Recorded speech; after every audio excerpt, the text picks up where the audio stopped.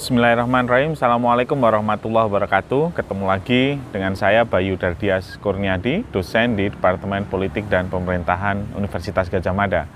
Pada pagi hari ini, agak syahdu ini suasananya, saya ingin berdiskusi dengan Anda semuanya terkait dengan apa sih sebenarnya harus dilakukan setelah proposal skripsi atau tesis Anda di ACC oleh dosen pembimbing atau di ACC dalam sebuah ujian proposal tesis. Yang harus dilakukan mahasiswa setelah selesai dengan proposalnya adalah melakukan penelitian lapangan. Tetapi tidak sedikit dari mahasiswa yang bingung mau kemana, apa yang harus dicari, dan bagaimana menstrukturisasinya. Tenang saja, Anda banyak temannya, jadi Anda tidak sendiri. Hampir semua mahasiswa mengalami problem yang sama. Kenapa itu bisa terjadi? Yang pertama, karena ketika menulis proposal penelitian, terutama untuk bagian metode, seringkali tidak dipikirkan atau belum sampai pada hal-hal detail yang harus dilakukan. Sehingga setelah itu di ACC malah jadi bingung sendiri, saya harus ngapain gitu. Itu yang pertama. Tetapi tidak masalah, karena Anda tetap punya guidance atau punya jangkar, yaitu pertanyaan penelitian Anda. Selama pertanyaan penelitian Anda itu sudah di-approve atau sudah di-ACC oleh dosen, itu yang bisa membawa Anda untuk mendapatkan data yang ingin Anda cari.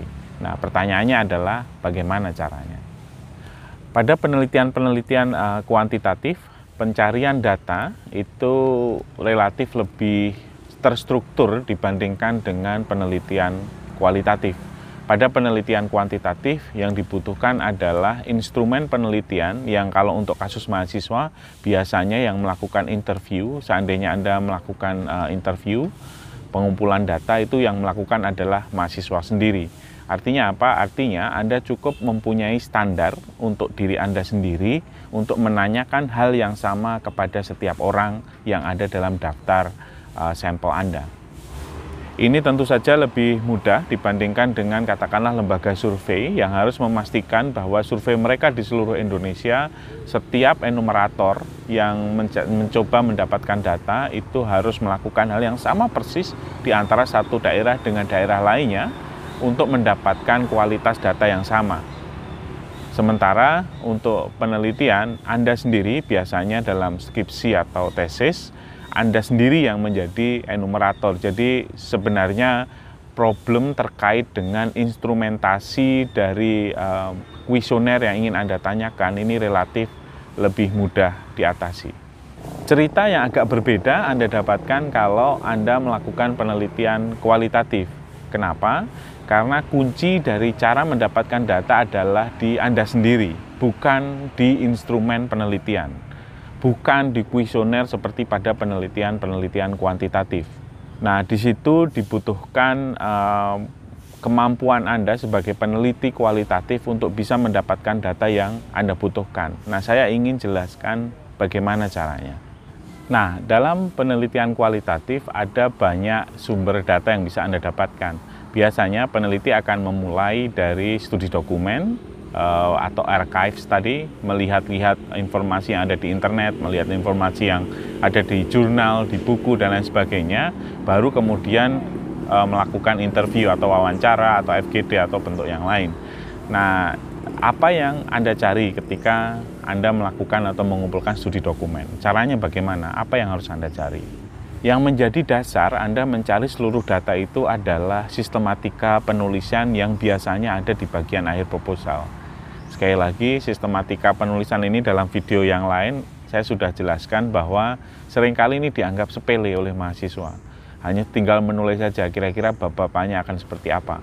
Padahal ini menjadi guidance yang nanti akan Anda gunakan untuk mendapatkan data dan informasi untuk keperluan karya ilmiah Anda.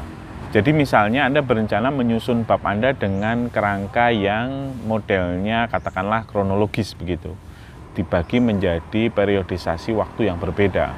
Nah, Anda tinggal mencari data yang sesuai dengan topik Anda pada periode tersebut. Setelah itu selesai, kemudian Anda pindah ke periode berikutnya. Setelah itu selesai, Anda pindah ke periode berikutnya.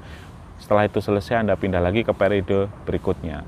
Artinya apa? Artinya buku yang Anda pinjam di perpustakaan itu bukan buku yang umum, yang general terkait dengan pertanyaan penelitian Anda.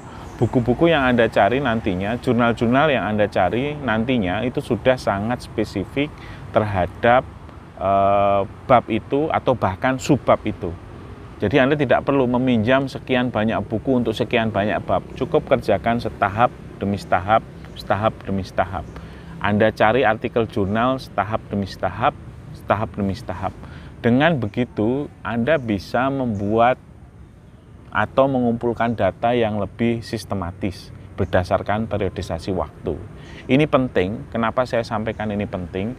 Karena seringkali Anda kehilangan arah ketika ingin mencari data. Data itu seolah banyak, tapi Anda susah untuk mengkategorisasinya. Jadi cara yang paling mudah sebenarnya Anda kembali ke sistematika bab dan kemudian Anda cari data berdasarkan pembagian dalam rencana sistematika bab yang Anda susun itu. Nah, begitu juga nanti ketika Anda mengajukan wawancara, nah ini ceritanya agak lain. Ada beberapa orang yang mungkin spesifik untuk periodisasi tertentu, tetapi tidak untuk periodisasi berikutnya. Nah, atau ada juga orang-orang yang mahir untuk semua periodisasi itu. Jadi Anda sudah siapkan list pertanyaan yang spesifik untuk informan yang Anda sasar. Jadi semakin spesifik interview guide yang Anda buat itu semakin baik. Daftar interview guide itu tidak harus Anda ikuti sesuai dengan yang ada di situ, nanti bisa berkembang. Nanti dalam teknik wawancara mungkin insya Allah saya akan buat video yang lain khusus terkait dengan teknik wawancara, karena itu ada banyak aspek yang harus dikupas. Tetapi yang ingin saya sampaikan pada video kali ini adalah cara bagaimana Anda mensistematika upaya untuk mendapatkan data, sehingga data yang Anda cari itu betul-betul data yang Anda butuhkan, yang bisa fokus untuk membangun argumen dalam tiap-tiap bab. Tantangan berikutnya adalah bagaimana jika sistematika bab yang Anda susun itu ternyata tidak sesuai dengan data yang Anda dapatkan di lapangan. Nah, menurut saya itu terjadi pada 99,99% penelitian. Sebagian besar dari penelitian-penelitian kualitatif itu biasanya akan berbeda dengan rencana awal yang ada dalam sistematika yang Anda susun. Nggak masalah. Itu di situ ada temukan nanti proses dialektika.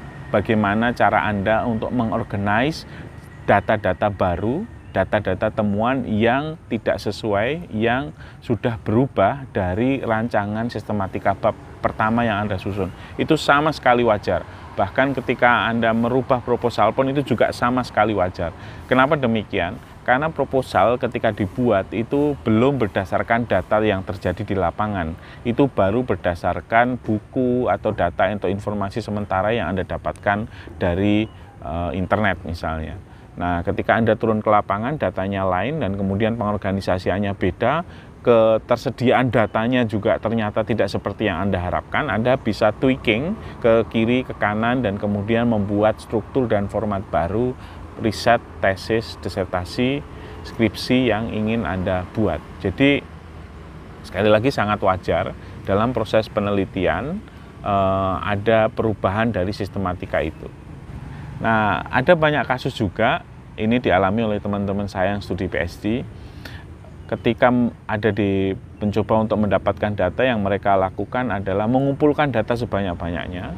Apa saja data yang terkait dengan topik penelitian itu mereka kumpulkan sebanyak-banyaknya selama bisa masuk dalam kotak-kotak sistematika bab yang mereka teliti, dan kemudian ketika akhir penelitian lapangan mereka duduk dan kemudian mengorganize data. Ini umum, sangat umum dilakukan. Saya juga melakukan hal yang sama. Ketika saya datang di satu daerah, dari 5 daerah yang saya bayangkan ingin saya teliti awalnya, itu ternyata kemudian saya temukan bahwa proposal saya tidak bisa digunakan sama sekali. Nah, yang saya lakukan kemudian adalah mengumpulkan data sebanyak-banyaknya, mendapatkan informasi sebanyak-banyaknya, dan kemudian mencoba di sela-sela penelitian lapangan itu mencoba untuk menyusun sistematika bab yang baru. Nah, walaupun itu juga tidak berjalan, ketika pergi ke tempat lain itu semuanya bubar, rencana awal saya bubar, akhirnya semua data itu saya kumpulkan, dan beberapa bulan awal itu saya hanya khusus metani atau merinci kira-kira sistematika bab baru apa yang bisa saya susun. Jadi ada beberapa cara sebenarnya untuk membuat atau mendapatkan data yang sesuai dengan penelitian Anda. Cara yang pertama adalah mencoba untuk melihat kembali sistematika bab dan mengumpulkan data berdasarkan rencana sistematika bab tersebut. Cara yang kedua, kalau itu tidak mungkin, Anda terlalu banyak data yang Anda inginkan tapi nggak Anda dapatkan, informan yang ingin Anda interview ternyata tidak bisa Anda temui, misalnya, dan lain sebagainya, ada faktor-faktor yang lain. Nah, Anda bisa kumpulkan saja sebanyak-banyaknya data yang kira-kira akan menjawab pertanyaan penelitian. Setelah seluruh data itu terkumpul, Anda duduk dan kemudian Anda organize data itu. Nah, bagaimana cara mengorganisnya nanti insya Allah kita akan diskusikan dalam video selanjutnya. Saya kira itu saja video singkat bagaimana mencoba untuk membuat penelitian lapangan yang tersistematisasi. Terima kasih, selamat pagi semuanya. Assalamualaikum warahmatullahi wabarakatuh.